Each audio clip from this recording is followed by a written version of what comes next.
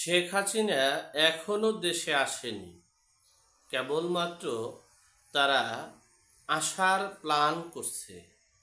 এতেই দেশের সর্বস্তরে একটা হাহাকার হয়ে উঠছে। একদিকে যেমন এই প্রেস সচিব শফিকুল আলম বলছে আগামী 4-5 দিনে আতঙ্ক বিরাজ করছে, আমরা খুব আতঙ্ক ফিল করছি।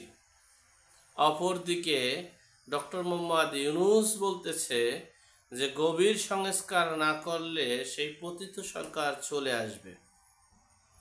আবার বিভিন্ন গণমাধ্যমে শুনতে পেরেছি যে আওয়ামী লীগ নাকি সুসংগঠিত হতে যাচ্ছে, গেরিলা ট্রেনিং শুরু হচ্ছে এবং সারা বাংলাদেশে ট্রেনিং করা হচ্ছে যে এই সশস্ত্র যুদ্ধের মাধ্যমে এই অন্তর্বর্তীকালীন সরকারকে শেষ করে ক্ষমতায় যাবেন শেখ হাসিনা। এরপরে আমরা বিভিন্ন জায়গায় ঝটিকা মিছিল দেখেছি। ঝটিকা মিছিলে ছাত্রলীগ আওয়ামী লীগের একটা সমাগম আমরা দেখেছি। সর্বশেষ একটা বিষয় আমরা স্পষ্ট হয়েছি, দেখেন এই মেজর সাদেক রানিং, এই সাদেক সাহেবকে গ্রেপ্তার করেছে। কি কারণে গ্রেপ্তার করেছে? হয়তো বা তার একটা কারণ হচ্ছে তিনি এই একটা ফেসবুকে স্ট্যাটাস দেওয়ার কারণে। এই স্ট্যাটাসকে ঘিরেই মূলত এই আমার দেশ পত্রিকার সম্পাদক মাহমুদুর রহমান একটা চক্রান্ত করে তাকে গ্রেপ্তার করানো হয়েছে। অর্থাৎ মূল বিষয়টা হচ্ছে, যেটা আমি ইতিপূর্বে কয়েকটা ভিডিওতে বলেছি, যে গভীর সংস্কার হচ্ছে। যেমন আইন শৃঙ্খলা রক্ষাকারী বাহিনীর মধ্যে পুলিশ, ডিবি, এরপরে এসবি প্লাস র্যাব, এদেরকে সংস্কার মোটামুটি করা শেষ। বিচার বিভাগকে সংস্কার করেছে, অর্থাৎ এই সেক্টরগুলোতে স্বাধীনতার চেতনায় বিশ্বাসী আমি বাঙালি এই লোকদেরকে আর শীর্ষ পর্যায়ে থেকে বিতাড়িত করা হয়েছে। এরপরে আমরা দেখেছি মাইলস্টোন স্কুল অ্যান্ড কলেজের বিমান বিধ্বস্তকে কেন্দ্র করে 112 জনার পাইলটকে আমরা অপসারণ বা ছুটি দিতে দেখেছি। তারপর এখন আসছে সেনাবাহিনী মেজর দুইজন ব্যক্তিকে, জিয়াউল হাসান আরও যারা আছে তাদেরকে তো গ্রেপ্তার করেছি।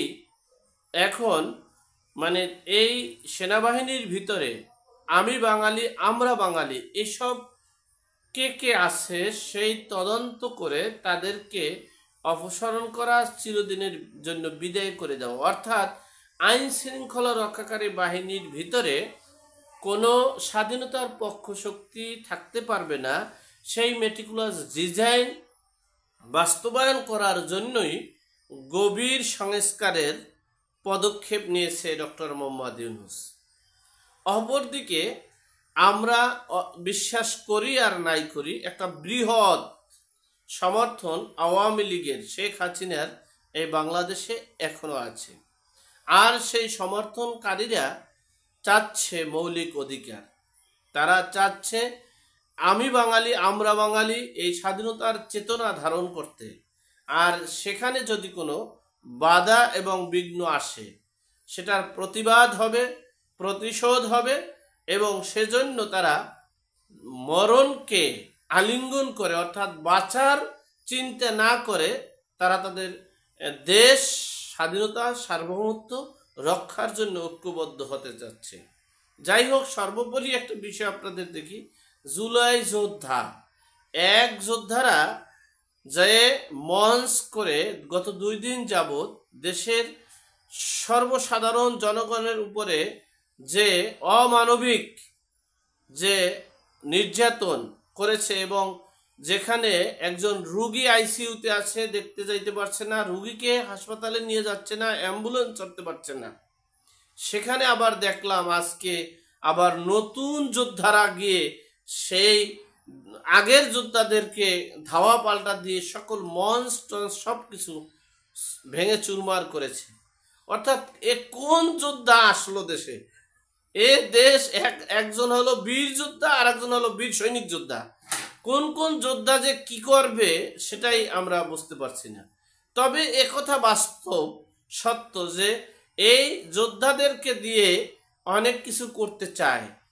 আমি একটা কথা আপনাদের স্মরণ করি, টক শোতে অনেকে কথা বলেন অথবা বিচার সালিসিতেও অনেকে কথা বলেন, দেখবেন বাদীর কাছে অথবা কোর্টে দেখবেন উকিল জজ বাদীর উকিলের কথা শোনে, এর মাঝখানে কিন্তু আসামির উকিলের কথা শোনে না। বাদীর কাজটা শেষ হওয়া যাওয়ার পর আবার আসামির উকিলের কাজ শুরু হয়। ঠিক তেমনি আপনারা জুন জুলাইয়ের যোদ্ধা, আপনারা মুক্তিযুদ্ধ, সেকেন্ড রিপাবলিক, আপনাদের সকল কাজ যখন শেষ হয়ে যাবে এরপরে আপনারা যাদের বিরুদ্ধে অ্যাকশন নিয়েছেন সেই আসামির কাজ শুরু হবে। তো আপনারা এত তাড়াতাড়ি ভয় পান কেন? ভয় পাওয়ার তো কিছু নাই। আপনারা জুলাই সনদ করবেন আলহামদুলিল্লাহ, আপনারা সেকেন্ড রিপাবলিক ঘোষণা করবেন আলহামদুলিল্লাহ, দেশের নাম পরিবর্তন করবেন আলহামদুলিল্লাহ, দেশের সংবিধান পরিবর্তন করবেন আলহামদুলিল্লাহ। তো সমস্যা কোথায়? এখানে আসামি নেই, আসামির লোকজন নাই, উকিল নেই, কোনো কিছু নেই, সব আপনারা। যেখানে আপনারা দেখতে পাচ্ছেন যে এই সেকেন্ড রিপাবলিক অর্থাৎ দ্বিতীয় স্বাধীনতাকে যারা মনে প্রাণে ধারণ করতে পারবে না তাদের তো সংস্কার করতেছেন, তাদেরকে ছুটি দিতেছেন, তাদেরকে অব্যাহতি দিতেছেন, তাদেরকে বহিষ্কার করতেছেন, তাদেরকে প্রত্যাহার করতেছেন। তাহলে আপনাদের সমস্যা কোথায়? আমরা তো সমস্যা দেখছি না। তো সমস্যা যেহেতু না, সেহেতু সাধারণ জনগণের যাতায়াত দুর্ভোগ করে, দেশের সব সেক্টরে দুর্ভোগ করে কেন আপনারা এই আন্দোলন সংগ্রামে নামছেন?